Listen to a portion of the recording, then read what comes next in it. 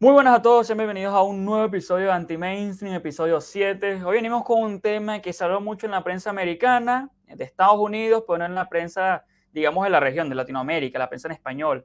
Las rectoras de la Universidad de Harvard, del Instituto Tecnológico de Massachusetts y de la Universidad de Pensilvania hablaron en el Congreso y hablaron sobre el antisemitismo. Y hubo un par de declaraciones muy polémicas que van a ver en el video a continuación. Se los muestro.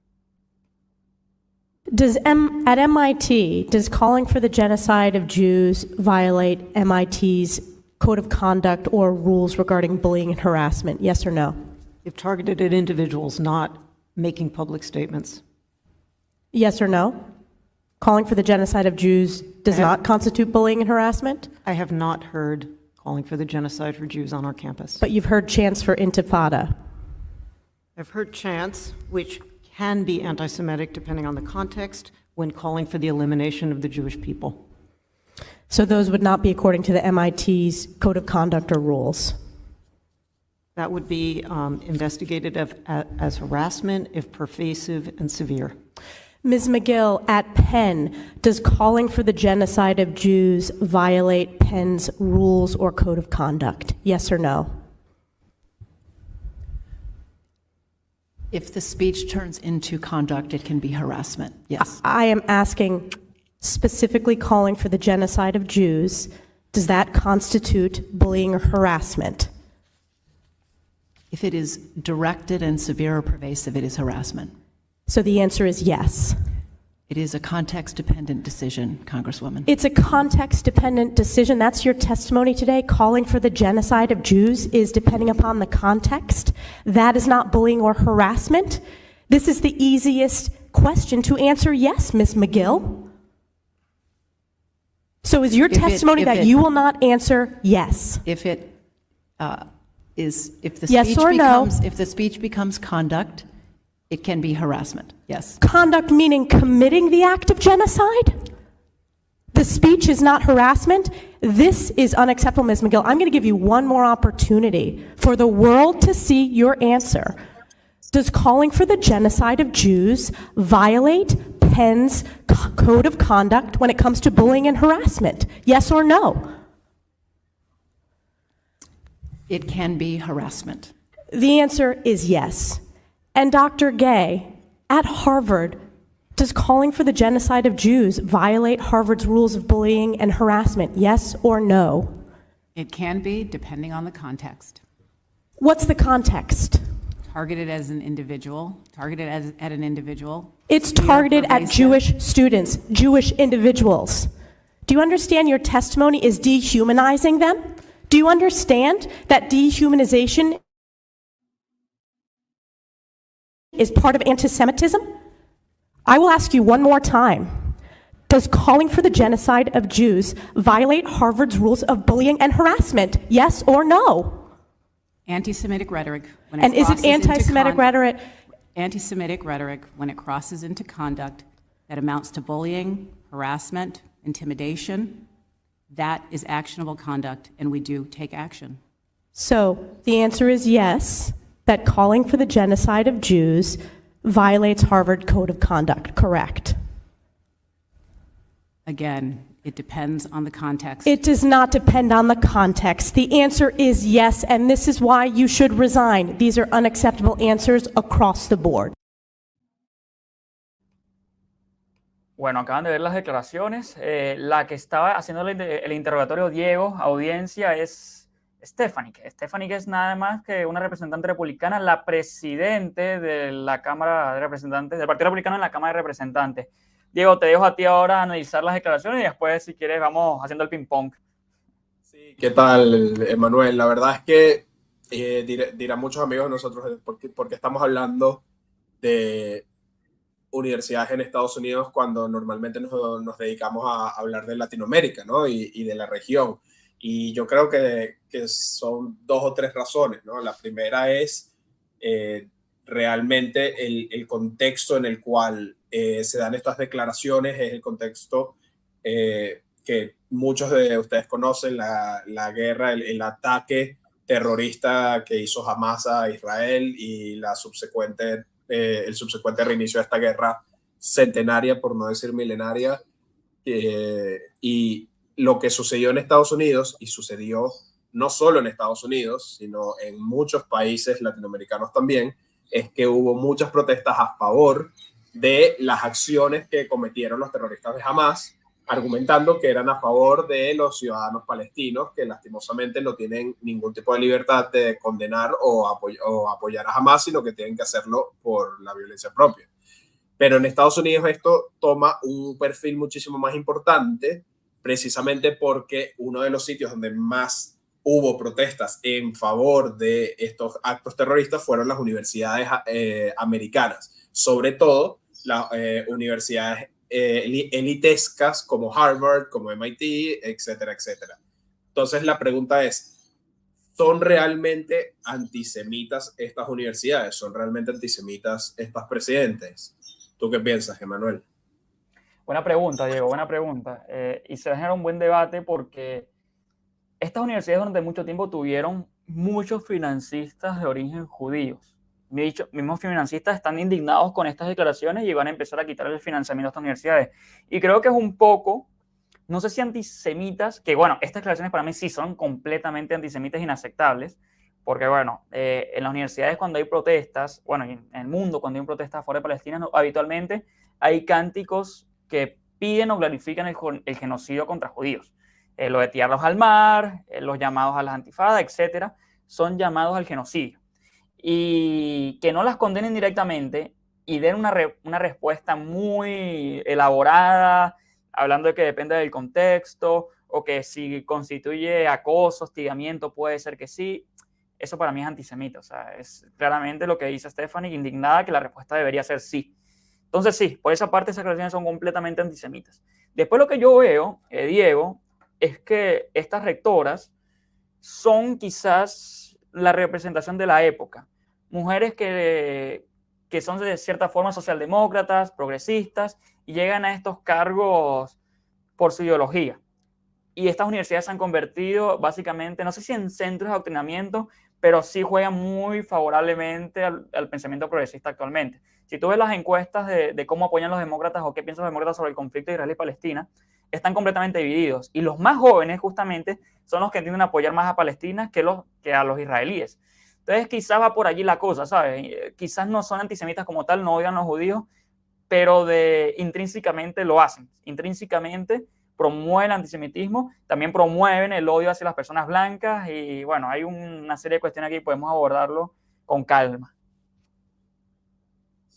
Sí, hay varios puntos, ¿no? Y esto, yo no soy de religión judía ni de descendencia judía y entiendo que la situación ha sido muy álgida para las personas de religión y descendencia judía y ha sido muy álgida porque las protestas son en celebración de actos terroristas donde miles de personas fueron asesinadas, violadas y secuestradas.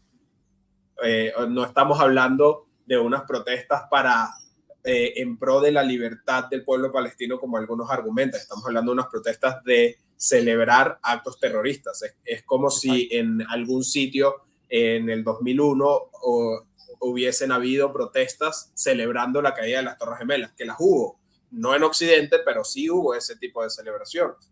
Y ahora esas celebraciones no están pasando en el mundo árabe, ahora esas celebraciones no están pasando en los campos de los enemigos de la libertad, ahora esas celebraciones están pasando en los campus de universidades americanas.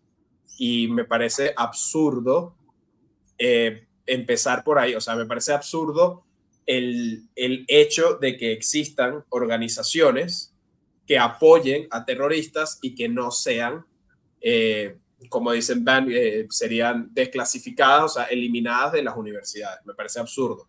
Ahora, lo que yo estoy diciendo es una aseveración muy fuerte. Estas instituciones realmente están financiadas por terroristas.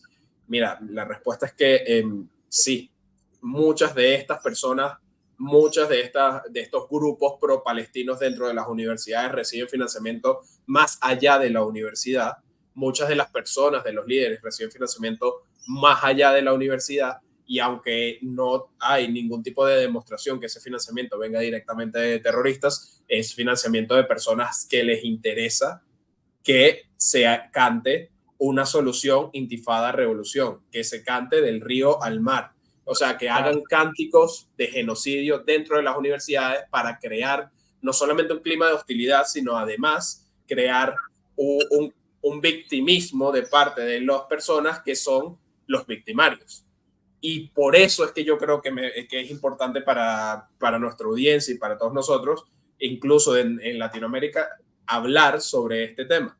Porque la realidad es que esto va mucho más allá de si son antisemitas los cánticos dentro de las universidades, si son antisemitas los presidentes de estas universidades, si estas universidades protegen antisemitas. Es que estas universidades poco a poco se han vuelto bastiones del progresismo, bastiones de la izquierda internacional y bastiones de el victimismo para crear una matriz de opinión totalmente contraria a lo que son las bases de, no solo de Occidente, sino las bases de la libertad de los individuos y las bases de la justicia. Entonces, poco a poco las universidades han llegado a tener profesores que tienen una tendencia socialdemócrata. En Estados Unidos la llaman liberal, pero no es realmente liberal, es prácticamente socialdemócrata, progresista. Muchos de hecho, lo comentábamos antes, ¿no? Aproximadamente el 80%, creo que era.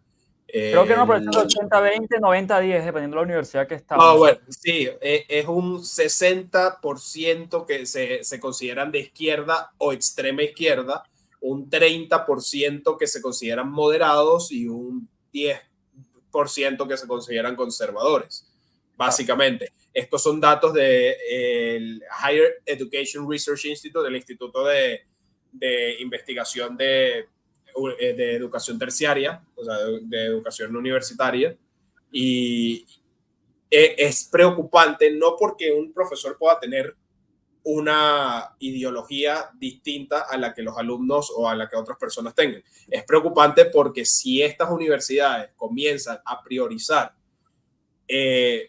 temas como la diversidad por delante de la producción académica, temas como el color de piel por delante de las calidades de administración, temas como el victimismo por delante de la libertad de expresión, si estas universidades empiezan a hacer esto, dejan de ser centros académicos y comienzan a ser centros doctrinarios para una sola ideología. Exactamente. Y date cuenta, Diego y audiencia, lo que pasó, por ejemplo, en 2021, en 2020, cuando en el verano pasó lo de Derek Chauvin con George Floyd. Cómo las universidades, sin ningún tipo de objeción, todas condenaron lo que fue la muerte de George Floyd. Empezaron a hacer statement contra la brutalidad policial, empezaron a hablar del tema del racismo sistemático en Estados Unidos, el racismo sistémico en Estados Unidos. Y ahora cuando pasa lo de Israel es como que una postura más dubitativa, una postura mucho más complaciente, una postura quizás hasta débil o tibia ante lo que es un antisemitismo rampante en las universidades, ¿no? Porque cuando surgen este tipo de protestas, como mencionaba Diego, casi que en favor de lo que hizo Hamas, o en favor de lo que hizo Hamas directamente, es obviamente una protesta antisemita. Ahí creo que no hay discusión. ¿Por qué ocurre esto? ¿Es porque son antisemitas como tal? ¿Odian a los judíos de estas personas? Quizás algunas sí, pero quizás otras simplemente es esto, una representación de la época, una representación de que ahora las universidades, las direcciones, las autoridades son progresistas, los profesores son progresistas y los centros de estudiantes, la mayoría también son casi todos progresistas. Es un problema, no por el progresismo en sí, sino porque la mayoría de estas personas también son progresistas radicales. Bueno, justo, bueno, o sea, es un problema porque el progresismo en sí se ha derivado, ya no es ese liberalismo, ¿sabes? En Estados Unidos el término era liberal para mencionar a alguien de izquierda, centroizquierda, y el progresismo quizás deberíamos ubicarlo en la extrema izquierda que impone, por ejemplo, cultura de cancelación, impone que la narrativa de que Estados Unidos es un país sistemáticamente racista, de que los conservadores son prácticamente unos demonios, que, ¿entiendes? Y al final divide la sociedad en explotadores y explotados. Es la creación de una ideología marxista que va más allá de la parte de economía, va a la raza, va a las posiciones de poder, etcétera, etcétera. Y bajo este argumento se han creado, sobre todo en las universidades, pero también en las corporaciones, pero también en muchos otros sitios, se han creado lo que ellos llaman políticas de diversidad, equidad e inclusión. DI, diversidad, sí. Y bajo ese argumento es, lo más importante no es que tu producción académica sea buena, lo más importante es que tu color de piel sea negra. Exactamente. Y el ejemplo perfecto es la profesora gay porque gay es su apellido, que es la presidente de Harvard. Sí, Claudine Gay es la presidenta de Harvard, es la primera presidenta mujer negra de Harvard y es una persona que en su vida académica solamente ha publicado solamente ha hecho 10 publicaciones académicas. Para que tengan una idea, el promedio de publicaciones académicas de los profesores que entran en las universidades a tener posiciones de tenure, o sea, posiciones reales, es aproximadamente unas 50, 100. Para ser una persona que está empezando su carrera como profesor de tenure. Esta persona, que es presidente de probablemente la universidad más reconocida del mundo, no llega, o sea, tiene apenas 10 publicaciones y esas 10 publicaciones aparentemente dicen que son plagiadas. Pues hay reportes en los últimos días que esta persona ha estado plagiando, o sea, que muchas de sus publicaciones no son de ella, sino que son un plagio. Por lo cual, es gravísimo. Ya empezamos a ver que esta persona no tiene las credenciales para ser un líder académico, no tiene las credenciales para ser presidente de una universidad, mucho menos de una universidad del calibre de Harvard, pero de cualquier universidad que crea que es una universidad seria. Y la única razón entonces que nos queda pensar que es la razón por la cual la persona está en esa posición, es justamente estas políticas de diversidad, equidad e inclusión que se han utilizado como excusa para posicionar, en mi opinión, a personas de ideología progresista y de extrema izquierda en las posiciones de mando de muchas instituciones en Estados Unidos, universitarias, corporativas, etcétera, etcétera. Y ojo, no solamente pasa en Harvard, y yo creo que ocurre en casi todas las universidades, y también, digo, ocurre, por ejemplo, lo que se llaman los distritos escolares. Por eso es que políticos republicanos como Ron DeSantis o el de Virginia, que no me acuerdo ahora el nombre del gobernador de Virginia, Glenn Youngkin, hicieron tanto hincapié en el tema de la elección de los distritos escolares y en combatir a los distritos escolares de extrema izquierda. Hay ciertamente un adoctrinamiento importante, o sea, cuando se enseña la cultura del racismo sistémico, cuando se enseña que los conservadores son malos, cuando se enseñan algunas cosas de, por ejemplo, educación sexual casi, que en algunos casos no es educación sexual, sino hasta porno, o sea, enseñan porno en las escuelas, uno dice, oye, aquí está pasando algo que es malo. Y no solamente pasa en Estados Unidos, pasa en Latinoamérica. Vayan a las facultades de sociología de Latinoamérica. Estoy seguro que en el 50%, bueno, capaz estoy exagerando, tienen un muro del Che Guevara pintado en la entrada. O sea... Sí, pero no solamente tiene un muro del Che Guevara pintado, porque a lo mejor el muro del Che Guevara pintado lo hizo un grupo de estudiantes que no tienen ni idea de lo que realmente representa el Che Guevara. Pero es que si ustedes van a cualquier universidad pública en Latinoamérica, no en la facultad de sociología, hablemos de facultades un poquito más neutras, como la de economía, se sigue estudiando marxismo como ciencia económica. El marxismo no tiene sentido que se siga estudiando como ciencia económica porque nunca fue ciencia económica, fue panfleto ideológico. O se estudia más a Keynes que a Hayek. Se estudia a Keynes, nunca se estudia a Hayek. Yo no conozco ninguna universidad pública en Latinoamérica que enseñe a Hayek, que enseñe la escuela austríaca, que enseñe a Menger. No conozco ninguna universidad pública en Latinoamérica que enseñe a los monetaristas, a Gary Becker, a Milton Friedman. No conozco ninguna universidad pública en Latinoamérica que realmente se tome el tiempo de revisar las distintas doctrinas económicas que han existido en el mundo y comparar los resultados de esas doctrinas económicas. ¿Por qué? Porque la mayoría de estas universidades están llenas de profesores de izquierda o extrema izquierda que necesitan seguir utilizando la universidad para promover su ideología. Y esto está pasando lastimosamente. No es secreto, nadie de la audiencia se va a sorprender de que hablemos de las universidades públicas de Latinoamérica en este tono. El problema es que está pasando en las universidades privadas también. y está pasando en las Claro. universidades privadas de Estados Unidos. Y además, No, el mayor yo te problema... digo, Diego, la única forma de que estudies en una universidad privada y te enseñan teoría económica liberal, libertaria, es que te tengas la suerte de que aceptaron a un profesor libertario, que es 1 de cada 10. Ya, bueno, o sea, yo la verdad, yo estudié en la Universidad de Chicago, entonces tuve un tipo de educación que no es común en ninguna universidad del mundo, en donde sí, obviamente, siendo la escuela de los monetaristas, sí vimos mucho de Milton Friedman. Al final, la ciencia económica se estudia por conceptos en la Universidad de Chicago, no se estudia por ideologías. Entonces vimos mucho del valor subjetivo del dinero sin hablar sobre Hayek generalmente.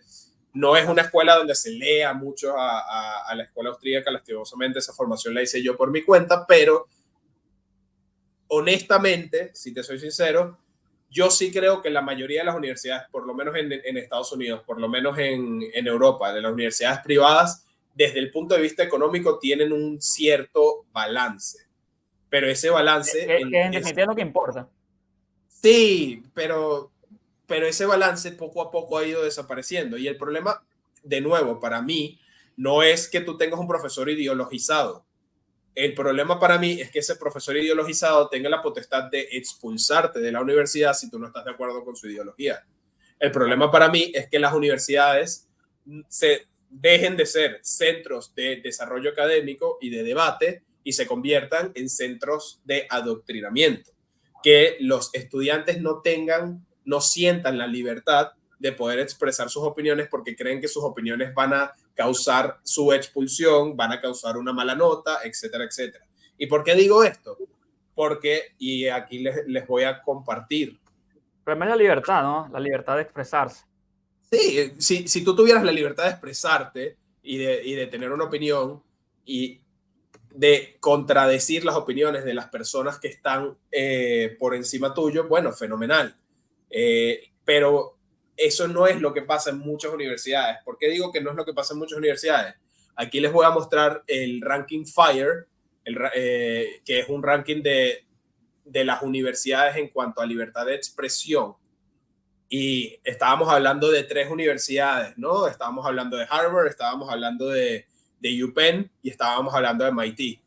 Entonces, en este ranking de libertad de expresión, estas 3 universidades, ¿dónde están? Mira, es muy fácil conseguirlas. Ustedes se van hasta la última posición literalmente, y consiguen que la Universidad de Harvard en libertad de expresión tiene un puntaje de 0, donde el clima de libertad de expresión es abismal, literalmente abismal. La Universidad de Pensilvania, en penúltima posición, tiene un clima de libertad de expresión muy, muy bajo. Si ven detalles de esto, ¿qué significa eso?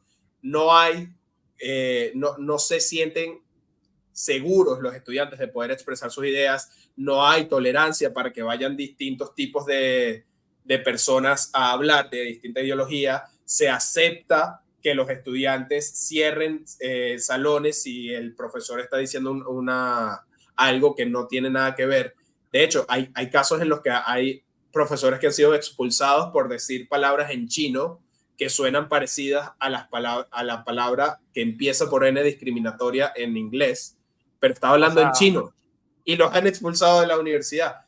Es paupérrimo, la verdad, y ese es el verdadero problema, porque al final, si tú pudieras expresarte, si tú pudieras estar en desacuerdo, si tú pudieras tener una carrera académica seria, sin ser progresista y sin ser de una minoría y sin ser de una ideología de izquierda, entonces no importaría que existieran opiniones contrarias a la de uno. Sería muy grave, por supuesto, igual permitir que se llame el genocidio de cualquier tipo de grupo étnico o de religión, pero por lo menos tendría la libertad de decir tú eres un genocida que está siendo financiado por terroristas y que no solamente deberías callarte la boca, sino de estar preso. Eso hoy en día en Harvard no se puede decir. Sí se puede decir una solución, intifada y revolución. Sí se puede decir del río al mar. Esto, para los que no sepan, son 2 cantos normales de protestas palestinas pidiendo el genocidio de todo el río del mar pueblo es israelí. para llevarlos a los judíos al mar y que mueran Y todos. que se ahoguen, sí. Entonces, eso Eso sí es se puede decir, pero criticar a esas personas no se puede porque esas personas son víctimas minoritarias de lo que sea sí, que se bueno, inventen en ese vamos a ponerlo en momento. términos más simples para que la gente lo entienda. Un canto para Harvard no es antisemita, o depende del contexto, es antisemita, cuando se dirige de individuo a individuo y no hacia grupo. Pero si tú le dices a esa persona que son unos genocidas o están llevando al genocidio, eres un islamofóbico. Un islamofóbico, correcto. Y lastimosamente esa manipulación del discurso en el cual unos tienen permiso de matar o de pedir que maten y otros no tienen, no tienen libertad ni para respirar ni para expresarse, es lo que lastimosamente se llama adoctrinamiento ideológico, es lo que está pasando en muchas universidades en Estados Unidos, en Venezuela, en Brasil, en Colombia, en Argentina, etcétera, etcétera. España, sí, en todos lados. O sea, Y estamos hablando de algo grave porque además, ¿qué pasa después que sale la gente de estas universidades? ¿A dónde van? Normalmente las compañías, las corporaciones, toman estudiantes de estas universidades de élite. Y muchos de estos estudiantes van con un pensamiento completamente adoctrinado a los medios de comunicación, a compañías grandes e importantes. Entonces, es un problema muy grave a nivel cultural. Es un problema muy grave. Por eso también tú ves que hay esfuerzos o reacciones que intentan darle alternativa a las universidades, digamos, del establishment, aunque no sé si nombrar el establishment, pero bueno, vamos a nombrarlas así. Por ejemplo, Elon Musk, que derivó en activista en pro de la libertad de expresión, la gente lo llama conservador, yo simplemente pienso que es un tipo que le encanta la libertad de expresión y por eso compró Twitter, lo llamó X, está diciendo que va a hacer una universidad en Texas. En España hay ese tipo de alternativas. Barry Weiss también está forjando su universidad con otros intelectuales. O sea, yo sé que quizás estas universidades no van a tener tanto poder como Harvard, pero por esto ocurren esas alternativas. También por eso existen medios alternativos que son abiertamente conservadores. Porque claro, cuando tienes el New York Times, a CNN, al Washington Post, diciendo que son independientes, objetivos y demás, y la verdad es que son medios casi que de extrema izquierda o que son abiertamente de izquierda, aunque solapadamente, bueno, surgen este tipo de reacciones. Quizás nunca un medio independiente va a tener el prestigio del New York Times porque le faltan años, le faltan décadas para eso, pero son alternativas, por eso ocurren. Por eso también surgen podcasts como anti-mainstream, ¿no? Para derribar las narrativas políticas de la región, de a poco.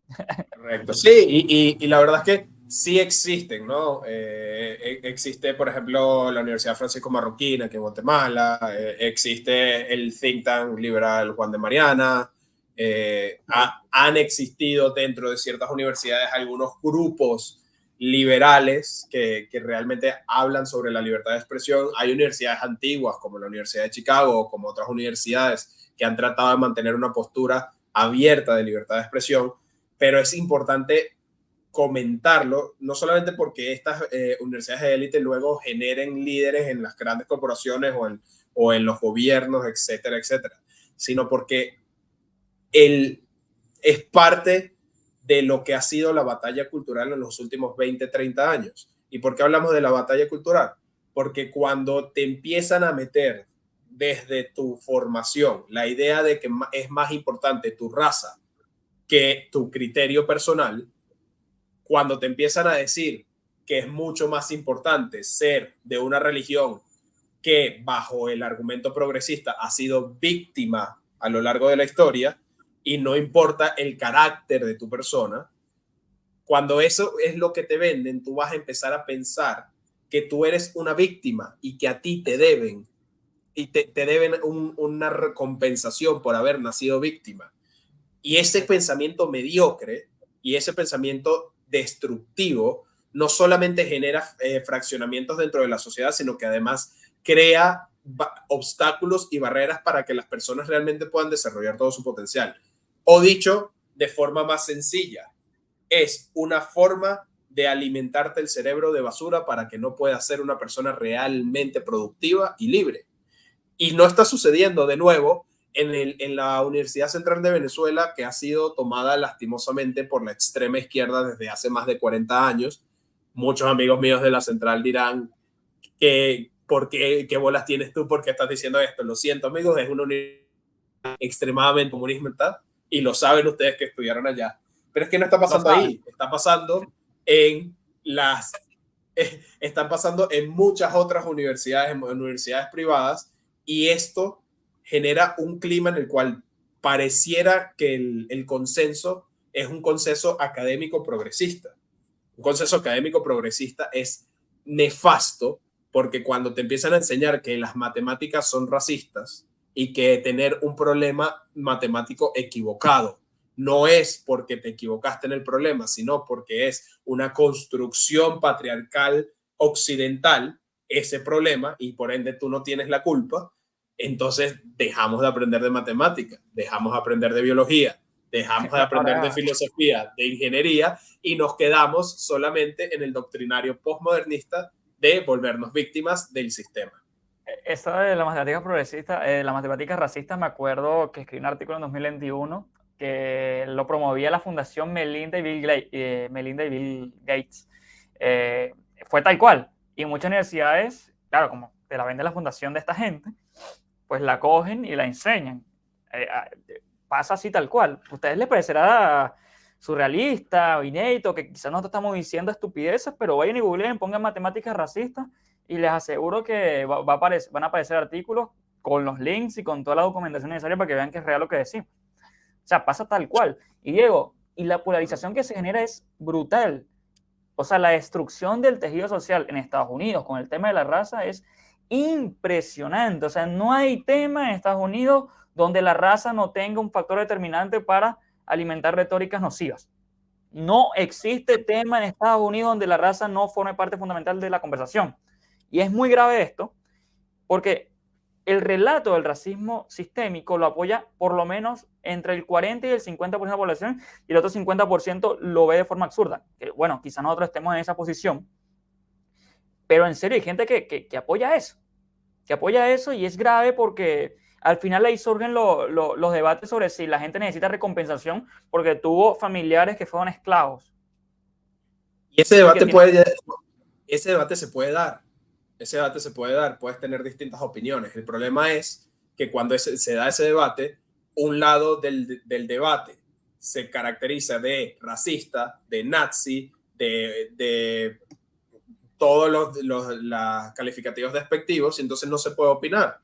Exactamente, El problema queda como un tipo nefasto. Correcto. El problema de Estados Unidos y en el mundo y en Latinoamérica, y así hacemos como full circle, es que la izquierda en sus distintas variables se acomoda para apoyarse todas las transgresiones que hacen. Y si tenemos personas que dicen, pero ya va, estas personas están hablando de Estados Unidos como si en Estados Unidos no hubiese un problema racial. En Estados Unidos hubo un problema racial y siguen existiendo consecuencias de ese problema racial. No se puede negar, la esclavitud pegó muy fuerte en Estados Unidos, pero la realidad es que las instituciones que promueven supuestas soluciones son producciones como Black Lives Matter, que fue fundada por personas de corriente marxista, declaradas públicamente ellas de corriente marxista. Son personas que han celebrado al presidente Nicolás Maduro, búsquenlo cuando quieran. Tienen fotos los líderes con el régimen de Nicolás Maduro, el dictador sanguinario de Venezuela, y son personas que el 7 de octubre, después de los actos terroristas de Hamas, hicieron esta publicación. Yo estoy con Palestina, y pusieron a un tipo en paraglider, en ese parapente. Para los que no saben lo que pasó, el 7 de octubre, Hamas envió en parapente centenares de terroristas a matar, violar y secuestrar niños, niñas, mujeres, ancianos y cualquier otra persona que se encontrara. O sea, Black Lives Matter es una imagen grotesca. El genocidio israelí. Black Lives Matter, la misma asociación que dice tratar de generar una equidad racial, está llamando por el genocidio con base en la raza de unas personas, la etnia de unas personas, la religión de unas personas. Es el doble rasero absurdo. Ese es el verdadero problema. Es un doble rasero totalmente absurdo. ¿Y cómo se ve Black Lives Matter a nivel global?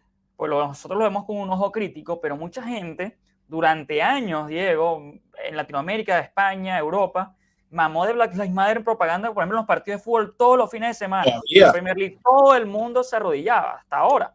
En la NBA, Nike, que bueno, que tenía, no sé, fábricas en China explotando trabajadores, bueno, ahí ponía Black Lives Matter, no al racismo. ¿Entiendes? Hay un problema grave. Y el problema grave es justamente porque hay pocas personas que están dispuestas a alzar la voz. Hablar.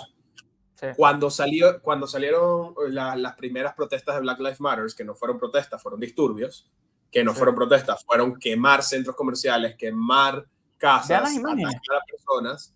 Cuando salieron esas primeras protestas, el clima era: no digas absolutamente nada, porque si dices algo eres racista, a menos que lo que vas a decir sea en apoyo de Black Lives movimiento. Matter. Y yo, es más, la narrativa fue tan fuerte que era condena tu propia blancura. Condena tu... No, discúlpate perdón por haber nacido blanco. Sí, o sea, habían parejas que comían en restaurantes que se les acercaban en banda de personas, 30, 40 personas, a decirles, arrodíllate o levanta el puño en favor de Black Lives Matter. Y si no pensabas como ellos, te acosaban, te hostigaban, era muy heavy. Y si decías que las personas que abiertamente decían, las fundadoras de Black Lives Matter, que abiertamente decían que eran marxistas, y decían, ojo, estos son marxistas y lo que quieren es generar una matriz de opinión contraria a la libertad, contraria a Occidente y que destruya a los Estados Unidos, eras un racista. Ojo, sí. Tú no podías salir a la calle, porque recuerden que las protestas se dieron durante pandemia, tú no podías salir a la calle a comprar comida para tu familia, pero estas personas podían manifestarse en miles y miles de personas en medio de la calle, porque, por supuesto, de nuevo, para ellos lo más importante es primero la ideología. Es una batalla cultural totalmente ideologizada y hay muy pocas personas levantando la voz. Había muy pocas personas en ese momento, hoy en día creo que somos muchos más. Entonces, para concluir en este tema, Manuel, para mí, nuevamente, el problema no es que existan cierto tipo de organizaciones que apoyen a Palestina. El problema principal es que Palestina no es libre de decidir, de tomar sus decisiones. El problema principal es que Palestina está secuestrada por Hamas, por unos genocidas que tienen apoyo del régimen iraní. Ese es el problema principal. Y el problema secundario es que estas asociaciones en Estados Unidos, en Inglaterra, en Venezuela, en Latinoamérica, están financiadas por estos terroristas, generando una matriz de opinión que genere disrupción, que vaya en contra de los ideales de libertad y justicia de Occidente, y las personas que tratamos de oponernos somos censuradas, somos atacadas y somos calificadas de racistas. Es un desbalance muy fuerte que tenemos que empezar a contrarrestar. No, y creo que el final, para concluir y terminar tu argumento, es que la gente debe tener también la fortaleza de asumir y defender su propia libertad de expresión, porque al final es eso, la peor censura es la autocensura. Si tú tienes un pensamiento que va en contra de lo mediático, del establishment, del mainstream, bueno, dilo y no tengas miedo, porque te aseguro que hay mucha gente que piensa como tú, en definitiva, y que quizás tenga miedo de decirlo, o está esperando que otra persona lo diga para sentirse apoyado, porque así funcionan las teorías de la comunicación de toda la vida. ¿Cómo funciona la espiral del silencio? La espiral del silencio es que se genera una matriz por la mayoría, y esa matriz es la que se sigue, y va a su vez condenando a la otra parte, ¿sabes? Dejándote como si fuera un racista, un islamofóbico, un homofóbico, así es, pero no es así. Sabes que no es así, pero hay que decirlo.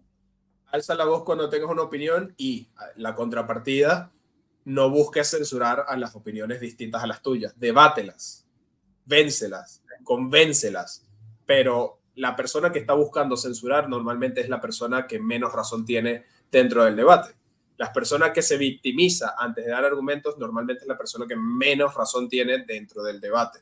Y aquí lo importante para nosotros es que tú tengas la libertad de expresarte, de opinar, incluso de decirnos que estás equivocado, que estamos equivocados, pero que nosotros también podamos responderte que el equivocado eres tú. Eso al final es para mí lo principal y lo más importante. Y la Pero gente bueno, dirá, bueno, pero ¿qué gano yo si alzo la voz, me despiden de mi trabajo o me cancelan en hay que redes? ser muy, Ganas. hay que ser muy valiente y eso es un problema. Hay Y que los ser valiente. valientes son los que triunfan, Diego. ¿Quiénes son las Hay- máximas? Imagínate lo que pasó con Trump en 2016. Cómo convenció a la mayoría silenciosa para que lo vote. Lo que pasó con bueno, Milei pero con Trump. y después justamente los censuraron a todas las personas que estuvieron, que apoyaron a Trump y las persiguieron. No, para mí no es sencillo, ¿no? O sea, yo se los digo abiertamente. La gente que apoyaba a Milei estuvo durante muchos años perseguida en Argentina y estamos hablando de dos personas con ideologías totalmente distintas, Trump y Milei. Sí, totalmente. Sencillamente no son parte del mainstream progresista. Igual Jair No, Bolsonaro. y en las redes sociales, ¿qué pasa en las redes sociales? Te censuran si tienes un pensamiento distinto a lo que opinan los empleados de las Big Tech. Y que te cierren la red social es lo menos malo que te puede pasar, porque muchas Claro. personas perdieron su trabajo, muchas personas perdieron sus becas, y la verdad es que es muy, no les queremos mentir, es algo muy, muy de valientes de alzar la voz cuando tu opinión no es parte de este mainstream progresista que se está Y, creando. y- Nosotros y lo más, esperamos que lo que sí, estamos haciendo Manuel y yo, y lo que están haciendo muchas otras personas muy valientes en el mundo, inspire a otros a alzar la voz, inspire a otros a pensar que son realmente libres de tener una opinión distinta, porque sí. solamente así, poco a poco, se va a poder permitir tener una opinión distinta y se va a eliminar esta noción terrible que es la cultura de la cancelación. No tengan miedo. O sea, yo conozco gente que incluso ha perdido amistades, ha perdido novia, se ha peleado con la familia. Por ejemplo, en Venezuela mucha gente, Suele sobre todo a pasar partir mucho. del chavismo, hubo mucha corrupción No, social, ¿no? no, a partir del chavismo sí, está bien. Fue terrible, pero no tengan miedo de eso. No tengan miedo de eso porque si se va una persona va a venir otra que quizás sí tenga ideales como los tuyos, pero no hay que tener miedo porque al final no quieres esas personas cerca de ti. Sí, porque la alternativa es el silencio absoluto y bajar la cabeza y permitir que te pasen por encima. Igual no vas a conseguir el trabajo porque se lo van a dar a una persona mucho menos calificada que tú, pero que cumpla con los criterios de diversidad, de equidad, de inclusión. Ahí está, Así que, exactamente. Buena, esa es la conclusión. bueno, esperemos que les sirva de algo. Muchas gracias nuevamente por sintonizar. Gracias, Emanuel, Tengo por un anuncio. acompañarme. Tengo un Sí. anuncio. Abrimos Es nuestras verdad, redes dale, sociales, dale. Diego. Ahora Ah, tenemos Instagram, TikTok y vamos a estar publicando contenido más cotidianamente. Me comprometo a subir videos. No sé si Diego también se va a subir en eso. no, yo también me comprometo a subir videos, trataremos de generar un poquito más de contenido más corto, Sí. algunos clips de nuestras sesiones, pero también algunos otros videos sobre temas puntuales más cortos. Así que sí, lo van a conseguir en la descripción de este video, van a conseguir la dirección de nuestro Instagram y de nuestra cuenta de TikTok, donde nos pueden seguir. Y como siempre, si les gustó este debate, esta conversación que tuvimos Emanuel y yo hoy, si les gustó el contenido, no olviden de suscribirse, darle like al video y nos vemos la semana que viene para una nueva sesión de Anti-Mainstream. Hasta luego, Manuel. Muchas gracias a todos. Hasta luego.